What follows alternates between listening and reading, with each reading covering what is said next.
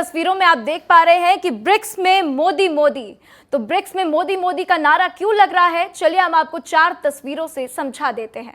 और सबसे पहले चलिए अब ये 4 तस्वीरें देखिए, जिन 4 तस्वीरों में हम आपको दिखाएंगे कि प्रधानमंत्री नरेंद्र मोदी ब्रिक्स सम्मेलन में हिस्सा लेने के लिए आज रूस के कजान पहुंचे हैं। सारी तस्वीर आपकी स्क्रीन पर आपको दिखाई दे रही है। पहली तस्वीर नई दिल्ली की है, जहां आज पीएम महत्वपूर्ण बैठक के लिए रवाना हुए थे। तो दूसरी तस्वीर कजान की है। कजान में जब पीएम की फ्लाइट लैंड हुई थी तो दमदार उनका स्वागत किया गया था और यहाँ एयरपोर्ट पर उनके जबरदस्त स्वागत के लिए बड़ी संख्या में लोग भी दिखाई दिए हैं। तो भारतीय मूल के लोग भी यहाँ पर विशाल संख्या में दिखाई दिए और पारंपरिक नृत्य की प्रस्तुति भी दी गई है।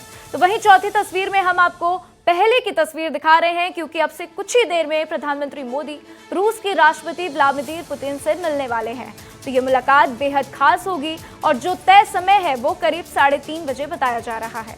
तो अब इस पर नजर हमारी बनी हुई है, लेकिन आप ये तस्वीरें देखिए। प्रधानमंत्री मोदी के कजान में ब्रिक्स सदस्य देशों के नेताओं के साथ द्विपक्षीय बैठक करने की भी उम्मीद है।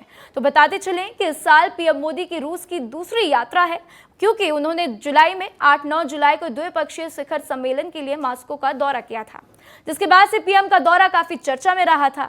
रूस यूक्रेन युद्ध के बीच ब्रिक्स का ये आयोजन काफी खास भी होने वाला है। और अब आप सोच रहे होंगे कि आखिर ब्रिक्स सम्मेलन क्या है, एक बार विस्तार से मैं आपको उस पर भी जानकारी दे दूं। तो चलिए अब जानकारी के लिए आपको बता दें कि ब्रिक्स क्या है, कब इसकी शुरुआत हुई, क्या इसका उद्देश्य है, सब कुछ आपको एक बार बता देते हैं। तो दुनिया की 5 सबसे तेज बढ़ती अर्थव्यवस्थाओं का ग्रुप है ब्रिक्स, जिसका उद्देश्य एक ही है कि विकासशील देशों को एक साथ लाना। साथ ही इसकी शुरुआत 2006 में पहली बार हुई थी और तब सिर्फ 4 देश इसमें शामिल थे।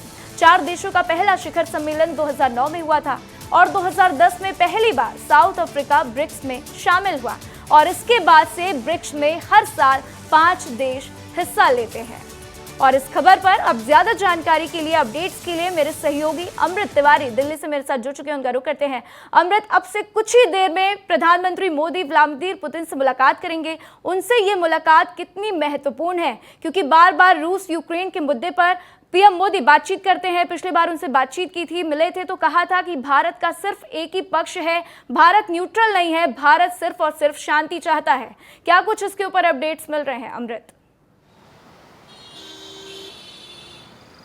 राधा, अगर वैश्विक नज़रिए से देखें तो प्रधानमंत्री मोदी की ब्रिक्स सम्मेलन में रूस की यात्रा और उसके इतर व्लादिमीर पुतिन के साथ द्विपक्षीय वार्ता काफ़ी अहमियत रखती है। 4 महीने के भीतर जो है, आपको बता दें कि दोनों राष्ट्राध्यक्ष एक बार फिर से मिल रहे हैं और इस बैठक के नतीजे ये हैं कि इस दौरान न सिर्फ भारत और रूस के बीच व्यापार जो सामरिक दृष्टि से देखा जाए काफ़ी अहम रहते हैं। आप देखेंगे कि रूस के साथ भारत का जो हथियारों का लेन देन है वो लगभग तकरीबन जो है वो पिछले साल ही 45% से ज्यादा कर रहा है और 80% जो हथियार है वो रशिया मूल के ही भारत के पास हो, चाहे वो ब्रह्मोस मिसाइल की बात कर लें, उसमें टेक्नोलॉजी की बात कर लें, या फिर दूसरे मिग 21 की बात कर लें। ये तमाम जो हथियार हैं वो रूस से ही जो है आयात भारत करता रहा है, इनके टेक्नोलॉजी आयात करता रहा है। और इसके अलावा भारत रूस का जो है एक बहुत अच्छा जो है एक सामरिक साझेदार भी है। अंतर्राष्ट्रीय पटल में डिप्लोमेटिक रिलेशन इनके काफी बेहतर रहे हैं। आपको बता दें कि अब 3:30 बजे यह बैठक शुरू होने वाली है और इस बैठक को लेकर के दुनिया की भी नजरें टिकी हुई हैं। लेकिन ये भी माना जा रहा है कि प्रधानमंत्री मोदी सिर्फ रूस तक ही जो है सीमित नहीं रहने वाले हैं। द्विपक्षीय वार्ताओं का दौर और भी क्योंकि जो है शी जिनपिंग से भी मुलाकात होगी। इसकी चर्चा काफी तेज है कि चीन के राष्ट्रपति शी जिनपिंग से मुलाकात होगी। तो क्या समझा जाए अमृत कि क्या गलवान से जो तनाव शुरू हुआ है वो कजान में जाकर खत्म हो जाएगा?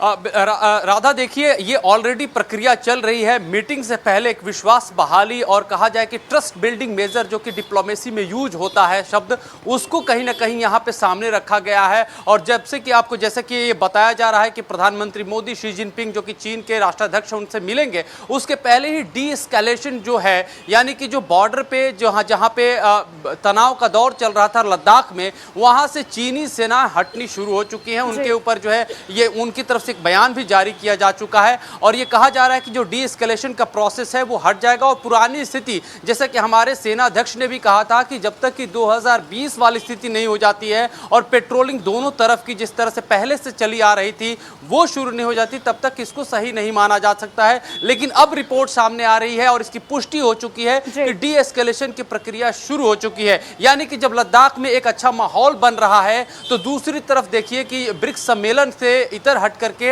हो सकता है कि शी जिनपिंग के साथ प्रधानमंत्री मोदी भी बातचीत करेंगे। देखिए इसका एक बड़ा अहम पहलू है राधा, जो हमारे दर्शकों को जानना बहुत जरूरी है। ब्रिक्स के जुड़े हुए जो देश हैं, खासतौर पर जो चाइना है, रशिया है, इंडिया है, अगर इनके ऊपर देखें, अगर इसमें आप ब्राजील को भी शामिल कर ले, साउथ अफ्रीका को भी शामिल कर लेते हैं, तो पूरी दुनिया की 35% अर्थव्यवस्था इनके पास से हैंडल होती है। और जो इस मामले में नई जानकारी है कि ब्रिक्स सम्मेलन में अगर ये दोनों देश ब्रिक्स करेंसी के ऊपर काम करना शुरू कर देते हैं, जैसा कि बताया जा रहा है कि एजेंडे में शामिल है, तो सोचिए पूरी तरह से दुनिया में जो एक ही राज कायम है डॉलर का, उसको चुनौती दी जा सकती है। और उसके बाद जो है एक नई दुनिया में एक नई करेंसी को भरने से एक नई ताकत सामने आएगी अर्थव्यवस्था में, जिसमें उसको कम करने की बात चल रही है और इसी एजेंडे पर ये बातचीत होगी। ये सम्मेलन को आयोजित किया गया, साथ ही जो डी एस्केलेशन कम हो रहा है, ये एक बड़ी खुशखबरी है भारत के लिए। और अब ये देखना होगा कि ये जो सम्मेलन है जिसमें बातचीत होगी, शी जिनपिंग से अगर मुलाकात हो जाती है तो आगे किस तरीके से ये पूरी चीजें बढ़ती है। आप इस पर नजर बनाकर रखिएगा। अमृत, फिलहाल मेरे साथ जानकारी साझा करने के लिए आपका शुक्रिया।